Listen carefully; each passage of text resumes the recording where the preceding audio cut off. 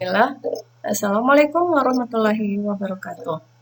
Alhamdulillah atas segala nikmat yang Allah berikan kepada kita sehingga kita bisa melanjutkan pelajaran kita hari ini. Baik, untuk selanjutnya kita akan mempelajari tentang perhitungan biaya produksi atau perhitungan biaya pengolahan. Jadi untuk pembuatan kerajinan bahasanya adalah perhitungan biaya produksi, tapi kalau untuk pembuatan makanan awetan dari bahan nabati maka kita bahasakan perhitungan biaya pengolahan. Tapi pada dasarnya sama saja. Baik. Metode pendekatan dalam menentukan harga pokok produksi. Kita hanya mengulang hari ini. Metode pendekatan dalam menentukan harga produksi ada dua. Yang pertama adalah dikenal dengan nama full costing. Ya, apa itu full costing? Full costing adalah metode penentuan harga pokok produksi yang memperhitungkan semua unsur biaya produksi dalam harga pokok produksi. Apa-apa saja itu? Jadi biaya bahan baku, biaya tenaga kerja langsung, dan biaya overhead pabrik yang bersifat variabel maupun tetap. Ya, jadi ini untuk full costing. Kemudian apa bedanya dengan yang kedua? Yang kedua adalah variable costing.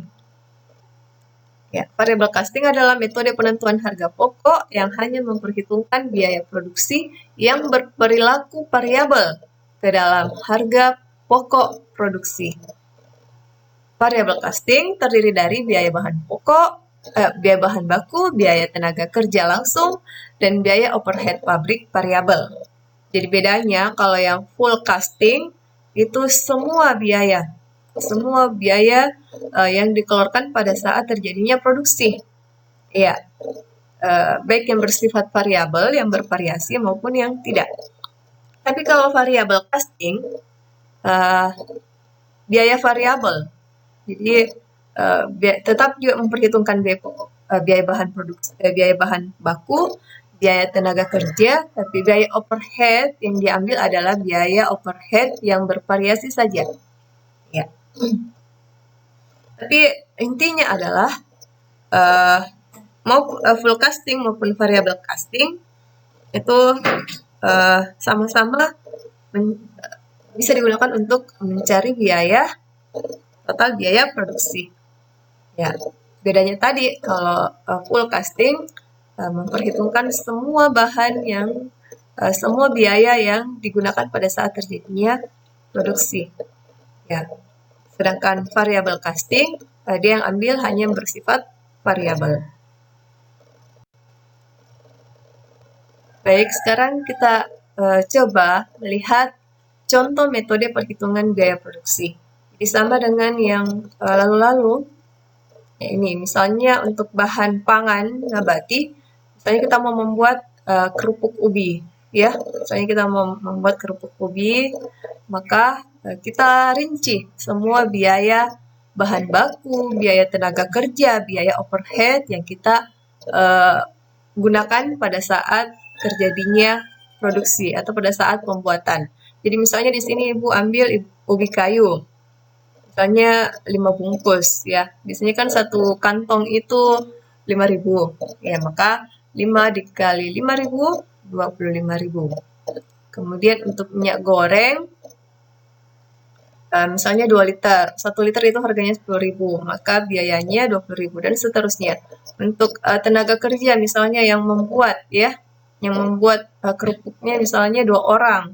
Maka misal untuk kita berikan upah 20.000 per orang, maka totalnya 2 kali 20, 40.000. Kemudian overhead. Nah, di sini overhead itu adalah, jadi kita ulang ya, overhead itu adalah biaya lain-lain yang mendukung. Jadi misalnya biaya produksi, kalau misalnya untuk biaya produksi sabun pembersih ya, bahan bakar, ya gas juga bisa masuk ke dalam overhead. Kemudian biaya listrik, kalau misalnya kita pakai listrik, kemudian pembelian hal-hal kecil, misalnya kita menjahit pakai jarum dan seterusnya, bisa jadi itu adalah biaya overhead atau biaya lain-lain yang kita gunakan juga, kita pakai pada saat dia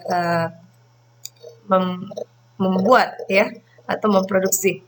Ya, sehingga totalnya di sini 61.000. Kembali Ibu ingatkan untuk mencari harga pokok pengolahan. Kita ulangi kembali untuk harga pokok pengolahan. Itu rumusnya sama dengan total biaya pengolahan dibagi dengan jumlah produk. Sedangkan untuk harga jual produk itu sama dengan harga pokok pengolahan ditambah dengan harga pokok pengolahan yang telah dikalikan dengan persen laba. Jadi bahasanya saja yang berbeda, harga pokok pengolahan, harga pokok produksi, tapi intinya rumusnya sama, yaitu total biaya produksi dibagi dengan jumlah produk. Cuma bahasanya yang diganti pengolahan untuk pengolahan makanan awetan berbahan nabati. Ya. Mudah-mudahan ini masih diingat dan bisa kembali diaplikasikan apabila ada soal yang diberikan. Baik, untuk hari ini saja yang kita pelajari. Selamat belajar dalam jaringan, selalu semangat, dan terima kasih. Barakallahu fikum. Assalamualaikum warahmatullahi wabarakatuh.